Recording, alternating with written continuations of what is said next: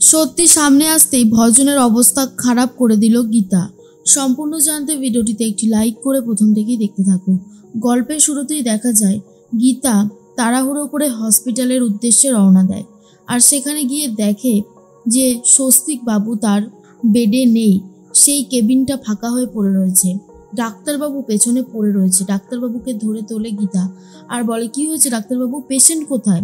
ডাক্তারবাবু বলে, কিছু গুন্ডা এসে স্বস্তিক বাবুকে নিয়ে গেছে, আমরা চাইলেও আটকাতে পারলাম না, আমাদেরকে মারধর করেছে, নার্সিংহোমের জিনিস ভাঙচুর করেছে, কিচ্ছু করতে পারলাম না। গীতা বলে, চিন্তা করবেন না আপনি, যারা এই কাজ করেছে তারা শাস্তি পাবেই। এরপরেই অন্যদিকে কিরণকান্তি ফোন করেছে বিধানকে আর বলে, কত দূর হলো কাজ? বিধান বলে, তুলে নিয়েছি, তোলা কমপ্লিট, এবারে গাড়িতে করে নিয়ে যাচ্ছি। কিরণকান্তি বলে, বাহ, কাজ তাহলে সাকসেসফুলি হয়েছে। এর মধ্যেই চলে এসেছে গীতা। গীতা এসে বিধানকে বেধড়ক মারতে শুরু করে। তার মধ্যেই গীতা তখন বলে, অনেক জ্বালিয়েছিস তুই আমাকে, তোর জন্য আমার কোর্টে অনেক হ্যারাস হয়েছে, আজ আমি তোকে কোনোভাবেই ছাড়বো না। এর মধ্যেই মারধর করতে থাকে।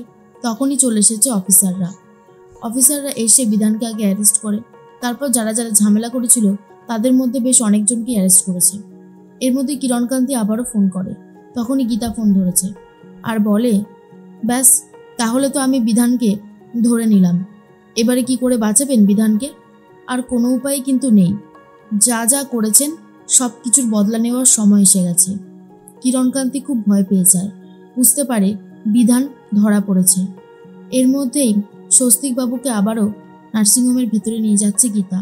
ডাক্তারবাবু চেক আপ করে বলে, ঠিক আছে, পেশেন্ট এখনও ঠিক আছে, কোনো অসুবিধা হবে না। সত্যি ম্যাডাম, আপনি যদি আজকে না থাকতেন তাহলে কিন্তু এই পেশেন্টকে কোনোভাবেই বাঁচানো যেত না। গীতা তখন বলে, না না, আমি তো শুধু আমার কর্তব্যটুকু করেছি, আপনারা ওনাকে সাবধানে রাখবেন। ডাক্তারবাবু বলে, নিশ্চয়ই। অন্যদিকে বড়বাবু ক্ষমা চায় গীতার কাছে আর বলে, অগ্নিকন্যা, আমাকে ক্ষমা করে দিন, আমি জানি আমি অনেক অন্যায় করেছি, আমি আপনার মতন পবিত্র একজন মেয়েকে ভুল বুঝেছিলাম, আসলে সেই সময় কী যে হয়েছিল মাথার মধ্যে এখন বুঝতে পারছি, আপনি আমাকে ক্ষমা করে দিন অগ্নিকন্যা, ভবিষ্যতে আর কখনো আমি আপনাকে অবিশ্বাস করব না। আসলে আমি ভুলে গেছিলাম আগুনের শিখা পবিত্রই থাকে, তাকে চাইলেও কেউ নষ্ট করতে পারে না, ক্ষমা করে দিন। গীতা বলে, ঠিক আছে বড়বাবু, আর বারবার করে বলতে হবে না। বড়বাবু বলে, আজকে যেভাবে ওরা স্বস্তিক বাবুকে নিয়ে যাচ্ছিল, আপনি যদি না যেতেন কেলেঙ্কারি কাণ্ড হতো, বেধড়ক মার মেরেছেন আপনি ওদেরকে, যা দেখার পরে আমি বুঝতে পেরেছি আপনি কখনোই স্বস্তিক বাবুকে মারতে পারেন না। স্বস্তিক বাবুকে আপনি অনেক ভালোবাসেন, আর ভালোবাসেন বলেই আজকে এত বড় ঝুঁকিটা নিতে পেরেছেন। নিজের জীবনের পরোয়া না করে যেভাবে স্বস্তিক বাবুকে বাঁচিয়েছেন, আমি তো দেখেছি সামনে থেকে, আমি জানি আপনি কখনোই আর কোনো অন্যায় করতে পারেন না, আমিও আপনাকে আর কখনো ভুল বুঝবো না।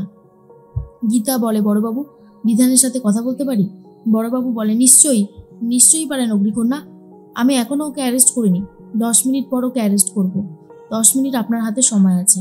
এরপর বড়বাবু চলেই যাচ্ছিল, তারপর কি মনে হলো বড়বাবু তার বন্দুকটা টেবিলের ওপর রেখে গেল, ঢালিও চলে গেছে, আর তার মধ্যে বিধান এসে গেছে।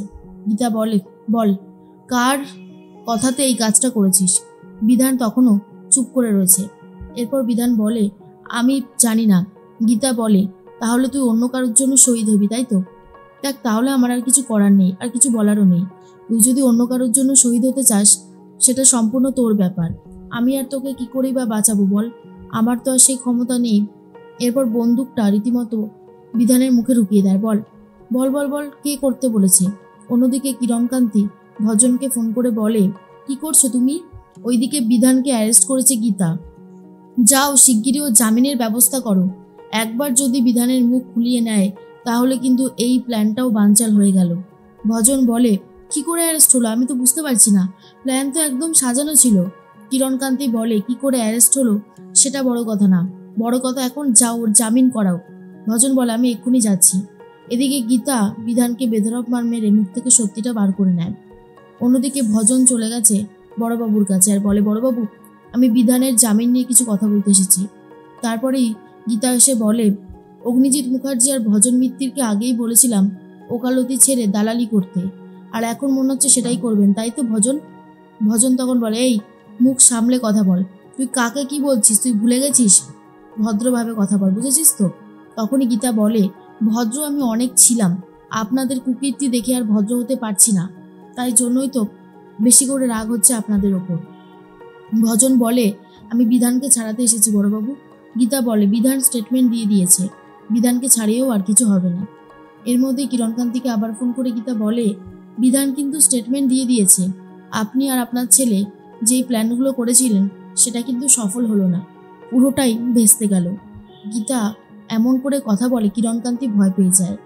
অন্যদিকে জাগৃতি মেহেক চলে এসেছে। জাগৃতি বলে, শুনলাম এই নার্সিংহোমে নাকি কেউ বা কারা এসে ঝামেলা করছিল, অশান্তি হয়েছে, আমার ছেলেকে নাকি তুলে নিয়ে যাচ্ছিল। কিলো চুপ করে আছেন কেন, বলুন। ডাক্তারবাবু বলে, হ্যাঁ ম্যাডাম, খুব বাজে একটা পরিস্থিতি তৈরি হয়েছিল, কিছু গুন্ডা এসে ব্যাপক ঝামেলা করছিল, নার্সিংহোমের অনেক জিনিস ভেঙেছে, ক্ষতি করেছে, তারপর স্বস্তিকবাবুকে নিয়ে গাড়িতে তুলছিল। সে কি দৃশ্য! তারপরে তো দেখলাম গীতা বলে মেয়েটা এসে গুন্ডাগুলোকে বেধড়ক মারল। তারপরে স্বস্তিকবাবুকে তো একজন মেরেই দিচ্ছিল। নিজের জীবনের পরোয়া না করে স্বস্তিকবাবুকে বাঁচিয়েছে গীতা। এরপর গীতা স্বস্তিকবাবুকে নিয়ে এসে আবারও আমাদের এই ঘরের কেবিনে দিয়ে গেছে। তবে আজকে যদি গীতা না থাকতো, আপনি আপনার ছেলেকে ফিরে পেতেন না। আমরা নিজের চোখে ঘটনাটা দেখেছি তো, তাই জানি। এরকম ঘটনা এর আগে কখনো দেখিনি। জাগৃতিকে তখন মেহেক বলে, শুনলে মাম্মি, শুনলে? গীতা এরপরেও বলবে যে এরকম অন্যায় করতে পারে? গীতা কোনো অন্যায় করেনি মাম্মি, আমি বলছি তো, গীতা খুব ভালো মেয়ে, ও আমার ছোটদা ভাইকে মারতে পারে না।